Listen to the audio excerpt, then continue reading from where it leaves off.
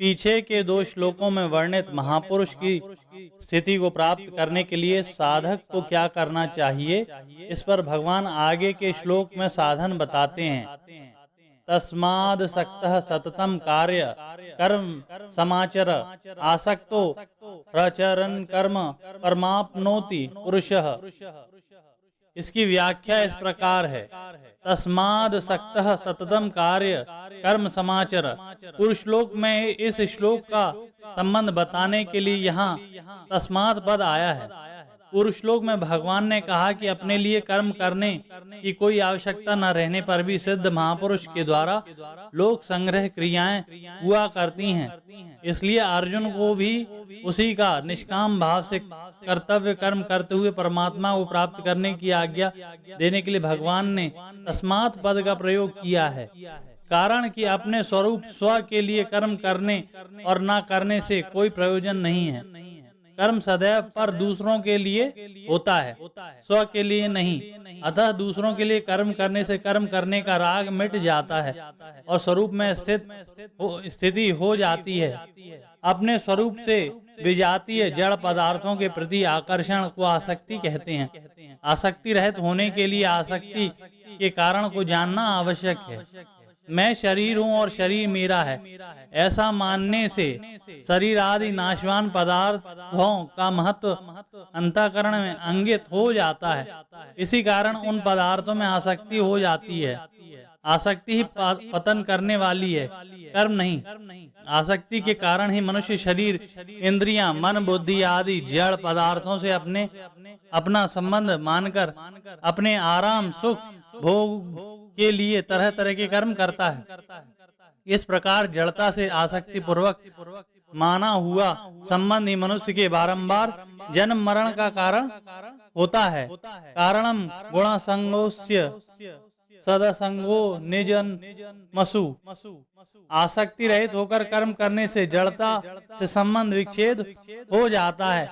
आसक्ति वाला मनुष्य दूसरों का हित नहीं कर सकता, जबकि आसक्ति रहित मनुष्य से स्वतः स्वाभाविक प्राणी मात्र का हित होता है। उसके सभी कर्म केवल दूसरों के हितार्थ होते हैं। संसार से प्राप्त सामग्री से हमने अभी तक अपने लिए ही कर्म किए हैं, उसको अपने ही सुख भोग और संग्रह में लगाया है। इसलिए संसार का हमारे पर ऋण है, जिसे उतारने के लिए केवल संसार के हित के लिए कर्म करना आवश्यक है। अपने लिए फल की कामना रखकर कर्म करने से पूरा ऋण तो समाप्त होता नहीं, नया ऋण और उत्पन्न हो जाता है। ऋण से मुक्त होने के लिए बार बार संसार में आना पड़ता है। केवल दूसरों के हित के लिए सब कर्म करने से पुराना ऋण समाप्त हो जाता है और अपने लिए कुछ न करने तथा कुछ न चाहने से नया ऋण उत्पन्न नहीं होता। इस तरह जब पुराना ऋण समाप्त हो जाता है और नया ऋण उत्पन्न नहीं होता, तब बंधन का कोई कारण न रहने से मनुष्य स्वतः मुक्त हो जाता है। कोई भी कर्म निरंतर नहीं रहता, पर आसक्ति अंतःकरण में निरंतर रहा करती है। इसलिए भगवान सततम आसक्तः पदों से निरंतर आसक्ति रहित होने के लिए कहते हैं। मेरे को कहीं भी आसक्ति नहीं होना है, ऐसी जागृति साधक को निरंतर रखनी चाहिए। निरंतर आसक्ति रहित रहते हुए जो वेद कर्म सामने आ जाए उसे कर्तव्य मात्र समझकर कर देना चाहिए। ऐसे उपर्युक्त पदों का भाव है। वास्तव में देखा जाए तो किसी के भी अंतःकरण में आसक्ति निरंतर नहीं रहती। जब संसार निरंतर नहीं रहता, प्रतिक्षण बदलता रहता है, तब उसकी आसक्ति निरंतर कैसे रह सकती है? ऐसा होते हुए भी माने हुए अहम के साथ आसक्ति निरंतर रहती हुई प्रतीत होती है।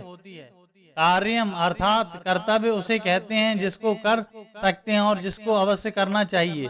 दूसरे शब्दों में कर्तव्य का अर्थ होता है अपने स्वार्थ का त्याग करके दूसरों का हित करना, अर्थात दूसरों की उस शास्त्र विहित न्याय मुक्त मांग को पूरा करना जिसे पूरा करने की सामर्थ्य हमारे में है। इस प्रकार कर्तव्य का संबंध परहित से है। कर्तव्य का पालन करने में वह स्वतंत्र और समर्थ है, कोई पराधीन और असमर्थ नहीं है। हाँ, प्रमाद और आलस्य के कारण कर्तव्य करने का बुरा अभ्यास हो जाने से तथा फल की इच्छा रहने से वर्तमान में कर्तव्य पालन कठिन मालूम देता है, अन्यथा कर्तव्य पालन के समान सुगम कुछ नहीं है। कर्तव्य का संबंध परिस्थिति के अनुसार होता है। मनुष्य प्रत्येक परिस्थिति में स्वतंत्रता पूर्वक कर्तव्य का पालन कर सकता है। कर्तव्य का पालन करने से ही आसक्ति मिटती है। अकर्तव्य करने से तथा कर्तव्य न करने से आसक्ति और बढ़ती है। कर्तव्य अर्थात दूसरों के हितार्थ कर्म करने से वर्तमान की आसक्ति और कुछ न चाहने से भविष्य की आसक्ति मिट जाती है। समाचार पद का तात्पर्य है कि कर्तव्य कर्म बहुत सावधानी, उत्साह तथा तत्परता से विधि पूर्वक करने चाहिए। कर्तव्य कर्म करने में थोड़ी भी असावधानी होने पर कर्मयोग की सिद्धि में बाधा लग जा सकती है। वर्ण, आश्रम, प्रकृति और परिस्थिति के अनुसार जिस मनुष्य के लिए जो शास्त्र विहित कर्तव्य कर्म बताया गया है, अवसर प्राप्त होने पर उसके लिए वही सहज कर्म है। सहज कर्म में यदि कोई दोष दिखाई दे तो भी उसका त्याग नहीं करना चाहिए। गीता 18वें अध्याय का 48वां श्लोक। क्योंकि सहज कर्म को करता हुआ मनुष्य पाप को प्राप्त नहीं होता। गीता 18वें अध्याय का 47वां श्लोक। इसलिए यहाँ भगवान अर्जुन को मानो यह कह रहे हैं कि तू क्षत्रिय है, अतः तू युद्ध करना। घोर दिखाने पर भी तेरा सहज कर्म है, घोर कर्म नहीं। अतः सामने आए हुए सहज कर्म को अनासक्त होकर कर देना चाहिए। अनासक्त होने पर ही समता प्राप्त होती है। जब जीव मनुष्य योनि में जन्म लेता है तब उसको शरीर, धन, जमीन, मकान आदि सब संग्राम सामग्री मिलती है, और जब वह यहाँ से जाता है तब सब सामग्री यहीं छूट जाती है। इस सीधी सादी बात में यह सहज ही सिद्ध होता है कि शरीर आदि सब सामग्री मिली हुई है, अपनी नहीं है। जैसे मनुष्य काम करने के लिए किसी कार्यालय ऑफिस में जाता है, उसे कुर्सी, मेज, कागज आदि सब सामग्री कार्यालय का काम करने के लिए ही मिलती है, अपने मानकर घर ले जाने के लिए नहीं। ऐसे ही मनुष्य को संसार में शरीर आदि सब सामग्री संसार का काम सेवा करने के लिए ही मिली है, अपनी मानने के लिए नहीं। मनुष्य तत्परता उत्साह पूर्वक कार्यालय का काम करता है तो उस काम के बदले में उसे वेतन मिलता है। काम कार्यालय के लिए होता है और वेतन अपने लिए। इसी प्रकार संसार के लिए ही सब काम करने से संसार से संबंध विच्छेद हो जाता है और योग का अनुभव हो जाता है। कर्म और योग दोनों मिलकर कर्मयोग कहलाता है। कर्म संसार के लिए होता है और योग अपने लिए। यह योग ही मानो वेतन है। संसार साधन का क्षेत्र, यहाँ प्रत्येक सामग्री साधन के लिए मिलती है, भोग और संग्रह के लिए कदापि नहीं। सांसारिक सामग्री अपनी और अपने लिए है ही नहीं। अपनी वस्तु परमात्मा तत्व मिलने पर फिर अन्य किसी वस्तु को पाने की इच्छा नहीं रहती। गीता 6ठे अध्याय का 22वां श्लोक। परंतु सांसारिक वस्तु चाहे जितनी प्राप्त हो जाएं, पर उन्हें पाने की इच्छा कभी मिटती नहीं है, अपितु और बढ़ती है। जब मनुष्य मिली हुई वस्तु को अपनी और अपने लिए मान लेता है तब वह अपनी इस भूल के कारण बंध जाता है। इस भूल को मिटाने के लिए कर्मयोग का अनुष्ठान ही सुगम और श्रेष्ठ बताया है। कर्मयोगी किसी भी वस्तु को अपनी और अपने लिए न मानते हुए उसे दूसरों की सेवा में लगाता है, अतः वह सुगमता पूर्वक संसार बंधन से मुक्त हो जाता है। कर्म तो सभी प्राणी किया करते हैं, पर साधारण प्राणी और कर्मयोगी द्वारा किए गए कर्मों में बड़ा भारी अंतर होता है।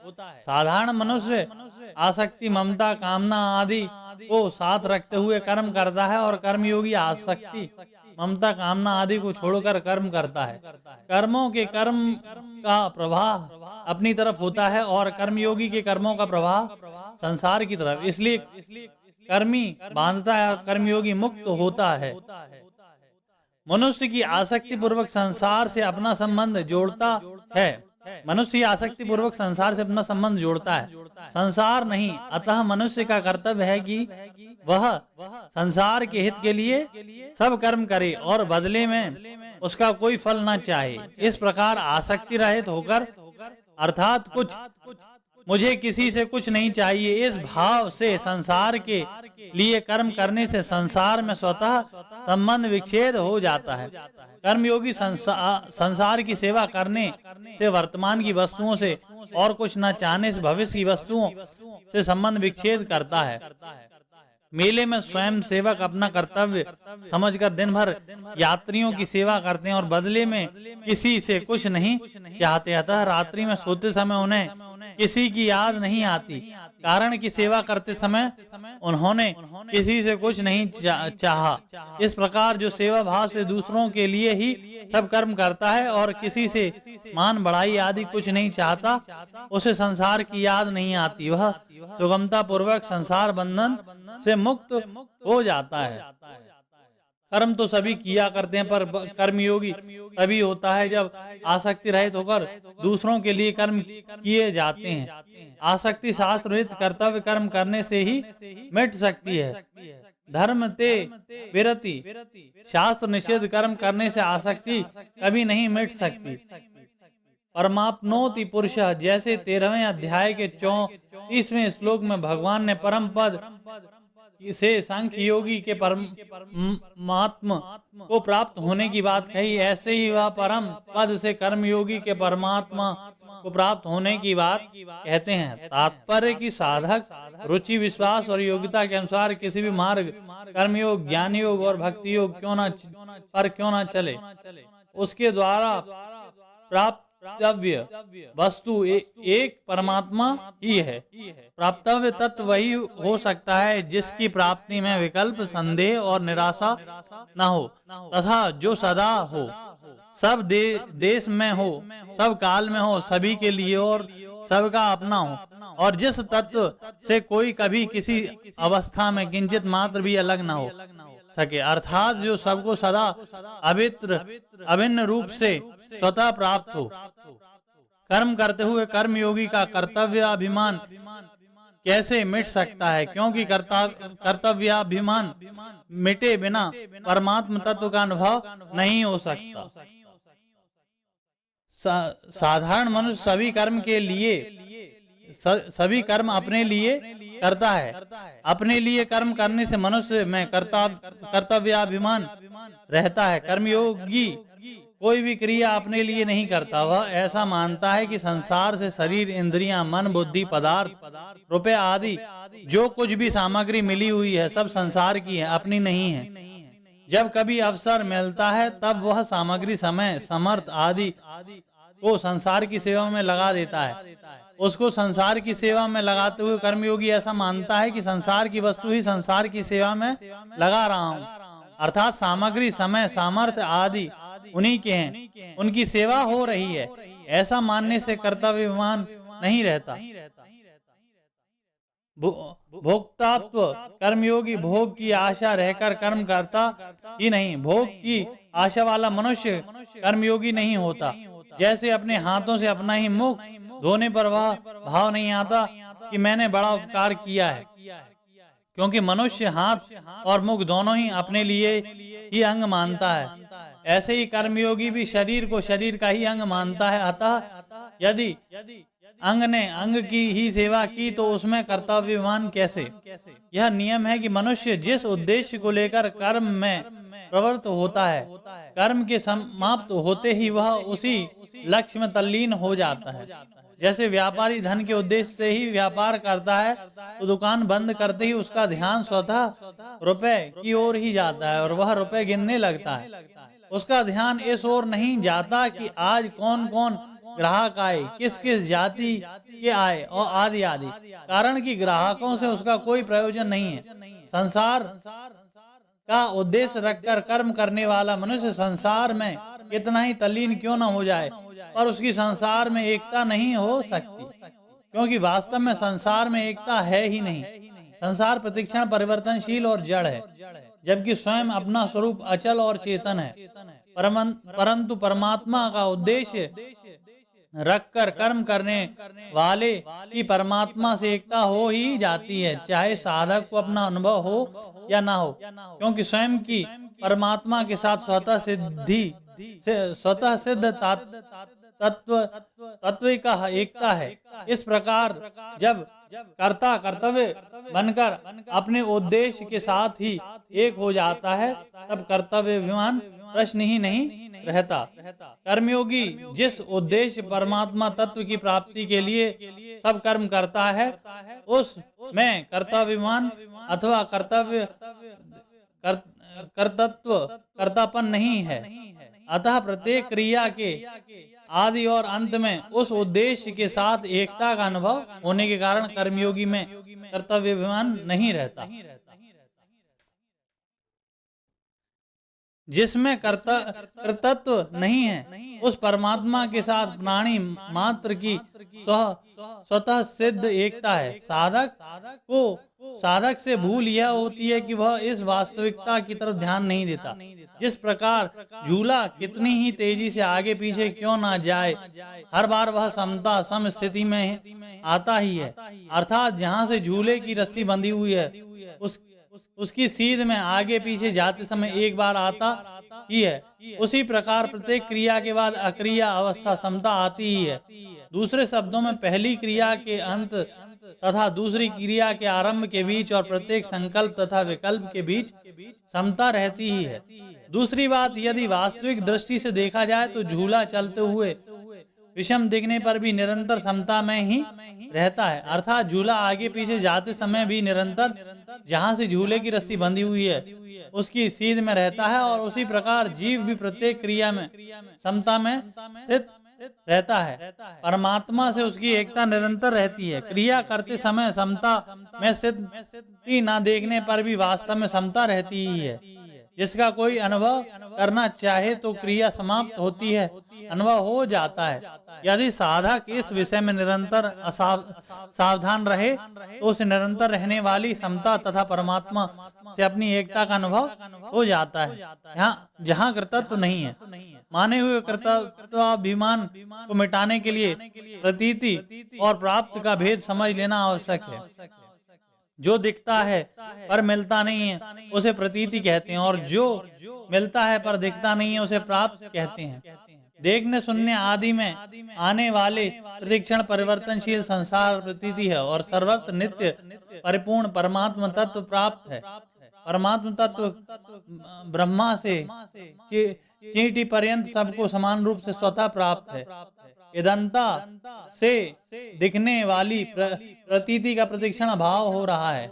दृश्य मात्र प्रतिक्षण अदृश्य हो जाता है, जिससे प्रतीति होती है। वे इंद्रियां, मन, बुद्धि आदि प्रतीति ही हैं।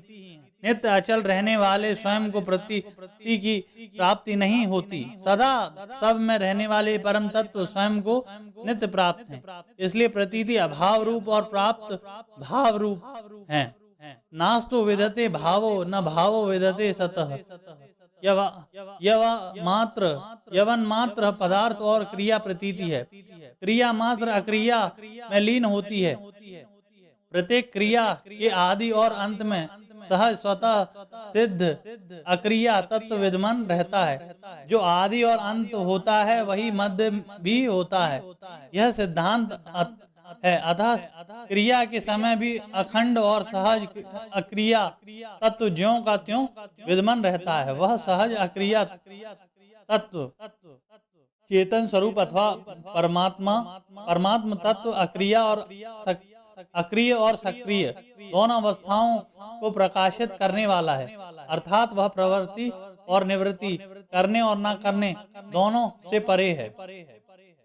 प्रतीति देश काल वस्तु व्यक्ति क्रिया आदि से माने हुए संबंध अर्थात आसक्ति के कारण ही नित्य प्राप्त परमात्म तत्व का अनुभव नहीं होता। आसक्ति का नाश होते ही नित्य प्राप्त परमात्म तत्व का अनुभव हो जाता है। अतः आसक्ति रहित होकर प्रतीति अपने कहलाने वाले शरीर आदि पदार्थों को प्रतीति संसार मात्र की सेवा में लगा देने से प्रतीति शरीर आदि पदार्थ का प्रभाव प्रतीति संसार की तरफ ही हो जाता है और स्वतः प्राप्त परमात्म तत्व शेष रह जाता है। आसक्ति रहित होकर कर्म करने अर्थात अपने लिए कोई कर्म न करने से क्या कोई परमात्मा को प्राप्त हो चुका है? इसका उत्तर भगवान आगे के श्लोक में देते हैं। कर्मण्येव हिम संसिद्ध मास्थिता जनकादयः लोक समग्रह मेवापि संपश्यंत कर्तुमहर्षि। इसकी व्याख्या इस प्रकार है। आदि पद प्रवृत्ति आरंभ तथा प्रकार दोनों का वाचक माना जाता है। यदि यहाँ आए आदि पद को प्रवृत्ति का वाचक माना जाए तो जनकादय पद का अर्थ होगा जिनके आदि में राजा जनक हैं, अर्थात राजा जनक उनके बाद में होने वाले महापुरुष। परंतु यहाँ ऐसा अर्थ मानना ठीक नहीं प्रतीत होता, क्योंकि राजा जनक से पहले भी अधिक महापुरुष कर्मों के द्वारा परम सिद्धि को प्राप्त हो चुके थे, जैसे सूर्य, वैवस्वत, मनु, राज इक्ष्वाकु आदि। इसलिए यहाँ आदि पद को प्रकार का वाचक मानना ही उचित है, जिसके अनुसार जनकादय पद का अर्थ है राजा जनक जैसे गृहस्थ आश्रम में रहकर निष्काम भाव से कर्म करते हुए परम सिद्धि को प्राप्त हुए महापुरुष, जो राजा जनक से पहले तथा बाद में आज तक हो चुके हैं। कर्मयोग बहुत पुरातन योग है, जिसके द्वारा राजा जनक जैसे अनेक महापुरुष परमात्मा को प्राप्त हो चुके हैं। अतः वर्तमान में तथा भविष्य में भी यदि कोई कर्मयोग के द्वारा परमात्मा को प्राप्त करना चाहे तो उसे चाहिए कि वह मिली हुई प्रकृत वस्तुओं को कभी अपनी और अपने लिए न माने, कारण कि वास्तव में अपनी और अपने लिए हैं ही नहीं, अपितु संसार की और संसार के लिए हैं। इस वास्तविकता को मानकर संसार से मिली वस्तुओं को संसार की ही सेवा में लगा देने से सुगमता पूर्वक संसार से संबंध विच्छेद होकर परमात्मा प्राप्ति हो जाती है। इसलिए कर्मयोग परमात्मा प्राप्ति का सुगम, श्रेष्ठ और स्वतंत्र साधन है, इसमें कोई संदेह नहीं है। यहाँ कर्मणा एव पदों का संबंध पुरुष लोग के आसक्तो आचरण कर्म पदों से, अर्थात आसक्ति रहित होकर कर्म करने से है, क्योंकि आसक्ति रहित होकर कर्म करने से ही मनुष्य कर्म बंधन से मुक्त होता है, केवल कर्म बंधन करने से नहीं। केवल कर्म करने से तो प्राणी बंधता है, कर्मणः बध्यते। गीता की यह शैली है कि भगवान पीछे के श्लोक में वर्णित विषय की मुख्य बात को, जो साधक के लिए विशेष उपयोगी होती है, संक्षेप से आगे के श्लोक में पुनः कह देते हैं। जैसे पीछे के श्लोक में आसक्ति रहित होकर कर्म करने की आज्ञा देकर इस 20वें श्लोक में उसी बात को संक्षेप में कर्मणा एव पदों से कहते हैं। इस प्रकार आगे 12वें अध्याय के 6ठे श्लोक में वर्णित विषय की मुख्य बात को 7वें श्लोक में संक्षेप में मुझे चित्त लगाने वाले भक्त पद से पुनः कहेंगे। यहाँ भगवान कर्मणा एव के स्थान पर योगेन एव भी कह सकते हैं, परंतु अर्जुन का आग्रह कर्मों का स्वरूप से त्याग करने का होने का कर्म का ही प्रसंग चलाने का कारण पदों का प्रयोग किया गया है। अतः यहाँ इन पदों का अभिप्राय आसक्ति रहित होकर किए गए कर्म योग से है। वास्तव में चिन्मय परमात्मा की प्राप्ति जड़ कर्मों से नहीं होती। नित्य प्राप्ति परमात्मा का अनुभव होने में जो बाधाएं हैं वे आसक्ति रहित होकर कर्म करने से दूर हो जाती हैं। फिर सर्वत्र परिपूर्ण स्वतः सिद्ध परमात्मा का अनुभव हो जाता है। इस प्रकार परमात्मा तत्व के अनुभव से आने वाली बाधाओं को दूर करने के कारण यहाँ कर्मों के द्वारा परम सिद्धि की प्राप्ति की बात कही गई है। मनुष्य सांसारिक पदार्थों की प्राप्ति की तरह परमात्मा की प्राप्ति को भी कर्म जन्य मान लेता है। वे ऐसे विचार करते हैं, जब किसी बड़े उच्च पदाधिकारी मनुष्य से मिलने में भी जितना परिश्रम करना पड़ता है, तब अनंत कोटि ब्रह्मांड नायक परमात्मा से मिलने में को तो बहुत ही परिश्रम, तब व्रत आदि करना पड़ेगा। वस्तुतः यही साधन की सबसे बड़ी भूल है। मनुष्य का कर्मों से घनिष्ठ संबंध, इसलिए मनुष्य को कर्म संगी अर्थात कर्मों में आसक्ति वाला कहा गया है। यही कारण है कि मनुष्य में कर्मों की विशेष प्रवृत्ति रहती है और वही कर्मों के द्वारा ही अभीष्ट वस्तुओं को प्राप्त करना चाहता है। प्रारब्ध का साथ रहने पर वह कर्मों के द्वारा ही अभीष्ट सांसारिक वस्तुओं को प्राप्त भी कर लेता है, जिससे उसकी यह धारणा पुष्ट हो जाती है कि प्रत्येक वस्तु कर्म करने से ही मिलती है और मिल सकती है। परमात्मा के विषय में उसका यही भाव रहता है। वह चेतन परमात्मा को भी जड़ कर्मों के ही द्वारा प्राप्त करने की चेष्टा करता है, परंतु वास्तविकता यही है कि परमात्मा की प्राप्ति कर्मों के द्वारा नहीं होती। इस विषय को बहुत गंभीर पूर्वक समझना चाहिए। कर्मों से नाशवान वस्तु संसार की प्राप्ति होती है, अविनाशी परमात्मा की नहीं, क्योंकि संपूर्ण कर्म नाशवान शरीर, इंद्रियां, मन आदि के संबंध से ही होते हैं, जबकि परमात्मा की प्राप्ति नाशवान से सर्वथा संबंध विच्छेद होने पर होती है। प्रत्येक कर्म का आरंभ और अंत होता है, इसलिए कर्म के फल स्वरूप प्राप्त होने वाली वस्तु भी उत्पन्न और नष्ट होने वाली होती है।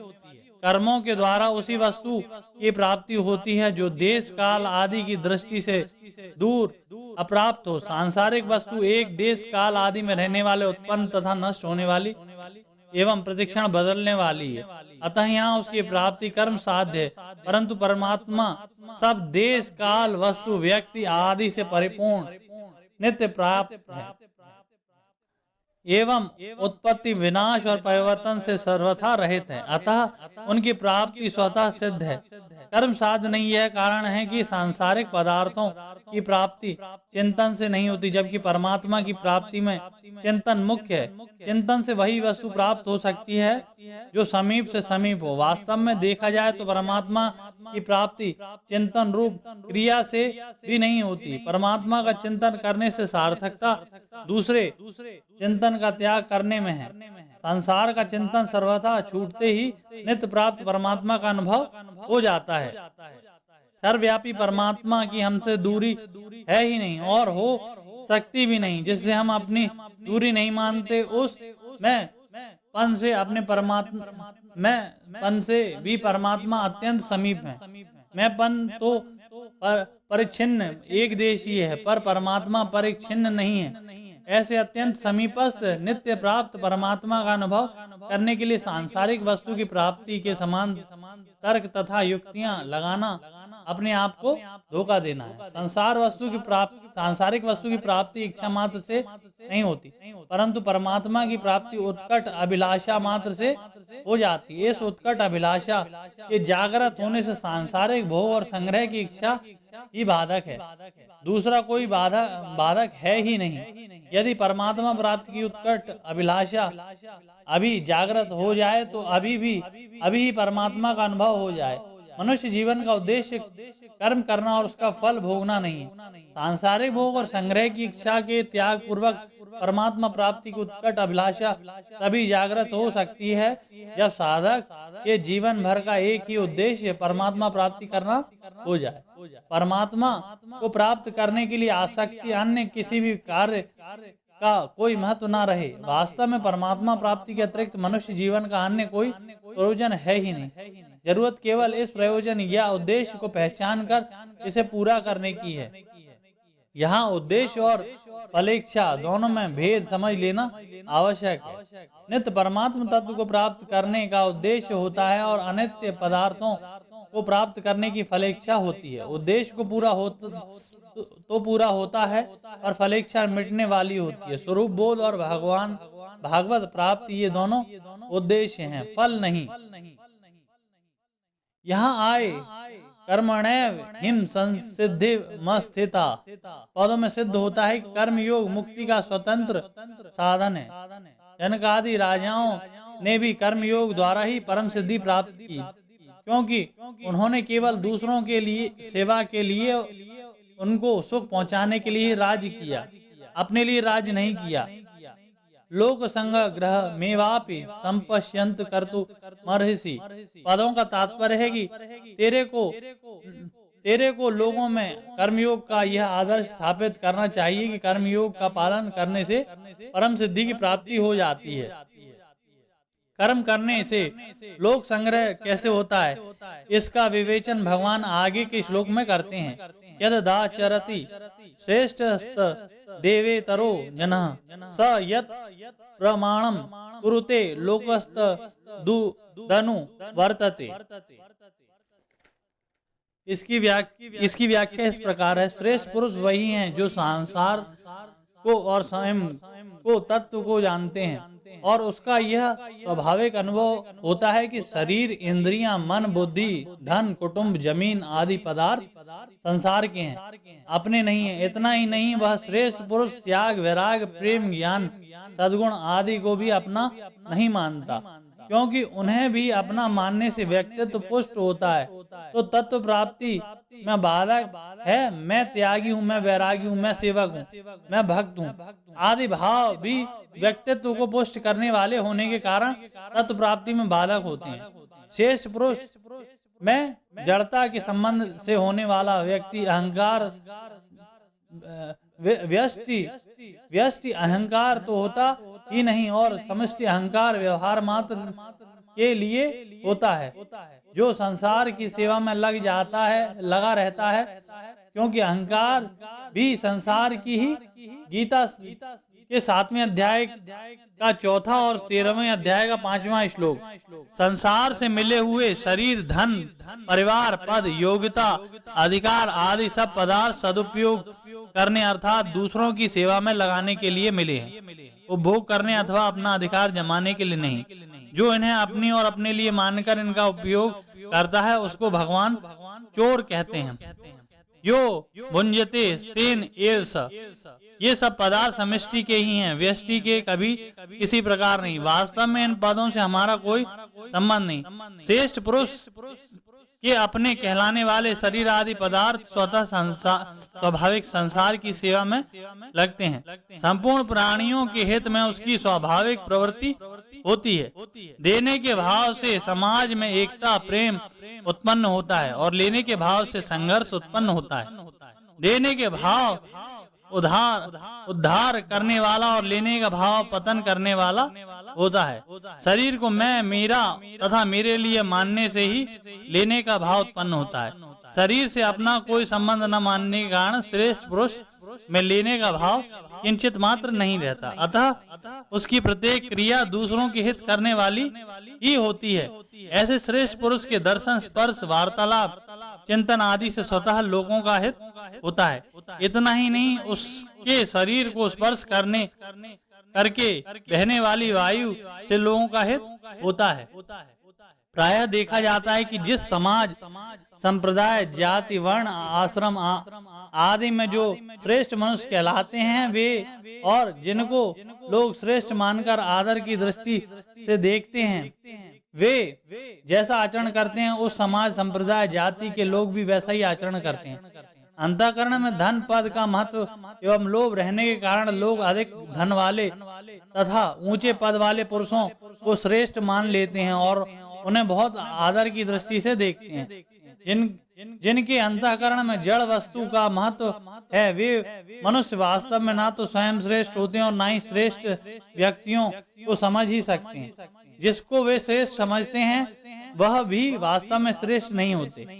यदि इसके हृदय में धन का अधिक आदर है तो उस पर अधिक धन वालों का भी प्रभाव पड़ता है, जैसे चोर पर चोरों के सरदार का ही प्रभाव पड़ता है। वास्तव में श्रेष्ठ न होने पर भी लोगों के द्वारा श्रेष्ठ मान लिए जाने के कारण उस धनी तथा उच्च पद अधिकारी पुरुषों के आचरण का समाज में स्वतः प्रचार हो जाता है। जैसे धन के कारण जो श्रेष्ठ माने जाते हैं वे पुरुष जिन पर उपायों से धन कमाते हैं और जमा करते हैं, उन उपायों का लोगों में स्वतः प्रचार हो जाता है, चाहे वे उपाय कितने ही गुप्त क्यों न हो। यही कारण है कि वर्तमान में झूठ, कपट, बेईमानी, धोखा, चोरी आदि बुराइयों का समाज में किसी पाठशाला में नहीं पढ़ाया जाता, किंतु स्वतः प्रचार होता चला जा रहा है। अतः भगवान आगे के 3 श्लोकों में अपना उदाहरण देकर लोक संग्रह की पुष्टि करते हैं।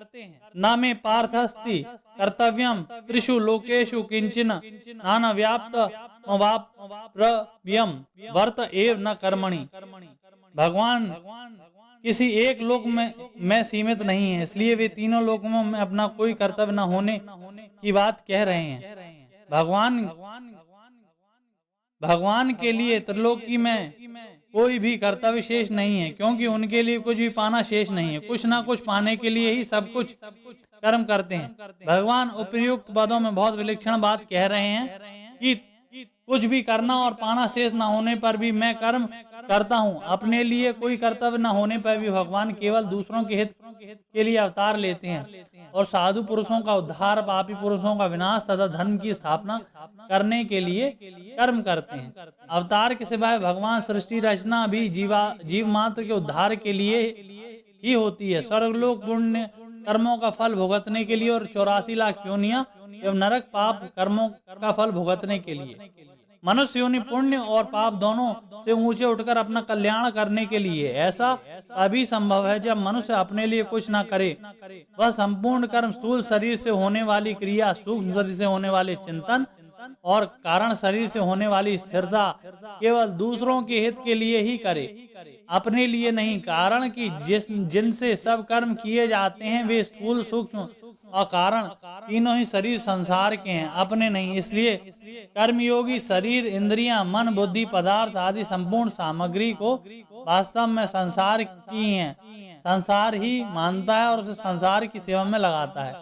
अगर मनुष्य संसार की वस्तु को संसार की सेवा में न लगाकर अपने सुख भोग में लगाता है तो वह बड़ी भारी भूल करता है। संसार की वस्तु को अपनी मान लेने से ही फल की इच्छा होती है और फल प्राप्ति के लिए कर्म होता है। इस तरह जब तक मनुष्य कुछ पाने की इच्छा से कर्म करता है तब तक उसके लिए कर्तव्य अर्थात करना शेष रहता है।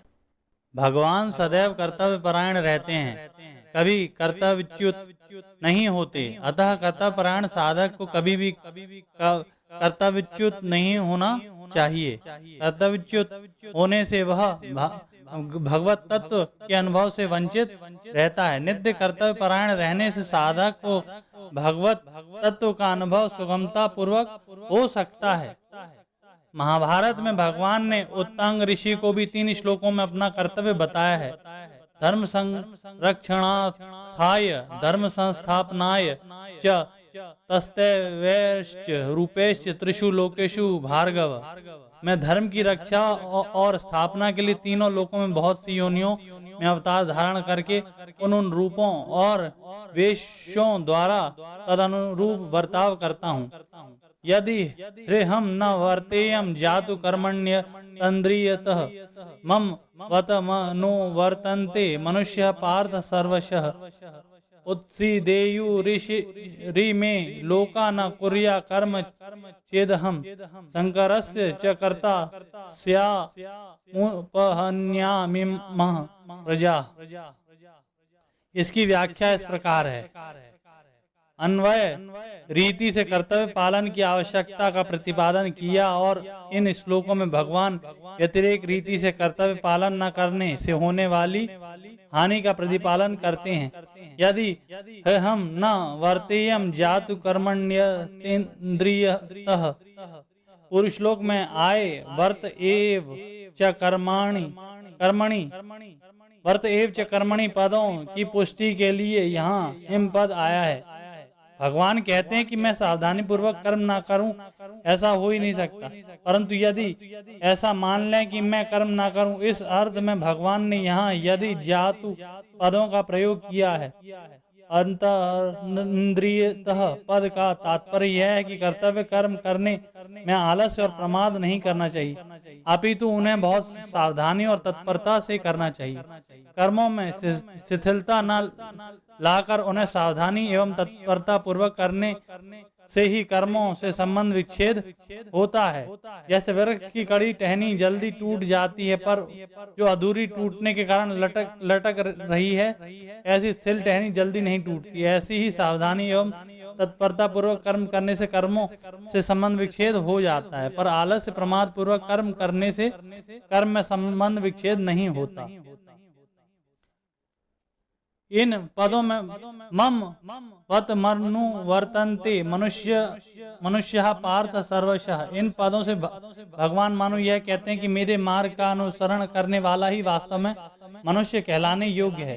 जो मुझे आदर्श न मानकर आलस्य प्रमाद वश कर्तव्य कर्म नहीं करते और अधिकार चाहते हैं, वे आकृति से मनुष्य होने पर भी वास्तव में मनुष्य कहलाने योग्य नहीं है। पीछे के तीनों श्लोकों में भगवान ने जैसे अपने लिए कर्म करने में सावधानी रखने का वर्णन किया है। ऐसे ही आगे के 2 श्लोकों में ज्ञानी महापुरुष के लिए कर्म करने में सावधानी रखने की प्रेरणा करते हैं। सक्ता कर्मण्य विध्वंसो यथा कुर्वन्ति भारत कुर्याद्विध्वंसस्तथा सक्तस्ति कीर्षु लोक संग्रहम न बुद्धि भेदम जनयेदा ज्ञानम कर्म संगीनाम येषा ये सर्व कर्मणि विद्वान युक्तः समाचरण। जिन महापुरुष की शास्त्र पद्धति और शास्त्र विहित शुभ कर्मों पर पूर्ण श्रद्धा है तथा शास्त्र विहित कर्मों का फल अवश्य मिलता है, इस बात का पर पूरा विश्वास है, जो ना तो तत्वज्ञ हैं और ना दुराचारी हैं, किंतु कर्म भोगों एवं पदार्थों में आसक्त हैं। ऐसे मनुष्य के लिए यहाँ सक्ता अविध्वंस पद आए हैं। शास्त्रों के ज्ञाता होने पर भी केवल कामना के कारण ही ऐसा मनुष्य अविद्वान कहे गए हैं। ऐसे पुरुष शास्त्रज्ञ तो हैं पर तत्वज्ञ नहीं है, वे केवल अपने लिए कर्म करते हैं, इसलिए अज्ञानी कहलाते हैं। ऐसे अविद्वान मनुष्य कर्मों में कभी प्रमाद, आलस्य आदि न रखकर सावधानी और तत्परता पूर्वक संगोपांग विधि से कर्म करते हैं, क्योंकि उनकी ऐसी मान्यता रहती है कि कर्मों को करने में कोई कमी आ जाने पर उसके फल में भी कमी आ जाएगी। भगवान उसके द्वारा उसके इस प्रकार कर्म करने की रीति को आदर्श मानकर सर्वथा अनासक्ति रहित विद्वान के लिए भी इसी विधि से लोक संग्रह के लिए कर्म करने की प्रेरणा करते हैं, जिसमें कामना, ममता, आसक्ति, वासना, पक्षपात आदि स्वार्थ आदि का सर्वथा अभाव हो गया है और शरीर आदि पदार्थों के लिए किंचित मात्र भी लगाव नहीं रहा। ऐसे तत्वज्ञ महापुरुष के लिए यहाँ आसक्त विद्वान पद आए हैं। यद्यपि परमात्मा तत्व को प्राप्त होने पर सांख्य योगी और कर्तव्य योगी दोनों एक हो जाते हैं, तथापि साधना अवस्था में दोनों ही साधन प्रणाली में अंतर रहने से सिद्ध अवस्था में भी अपने लक्षणों में स्वभाव में थोड़ा अंतर रहता है। सांख्य योगी की तो कर्मों से विशेष उपरति रहती है, पर कर्मयोगी कर्मों से विशेष तत्परता रहती है, क्योंकि पहले कर्म करने का स्वभाव पड़ा हुआ है और अंतर भी कहीं कहीं होता है। मनुष्य जब निष्काम भाव पूर्वक कर्म विहित कर्म नहीं करता तब तक उसका जन्म मरण नहीं मिट सकता। वह जब तक अपने लिए कर्म करता है तब तक वह कृत्य नहीं होता, अर्थात उसका करना समाप्त नहीं होता, कारण कि स्वयं नित्य रहने वाला और कर्म एवं उसका फल नष्ट होने वाला। अतः प्रत्येक मनुष्य के लिए स्वार्थ त्याग पूर्वक अपने लिए न करके केवल दूसरों के हित के लिए कर्तव्य कर्म करने की बड़ी भारी आवश्यकता है।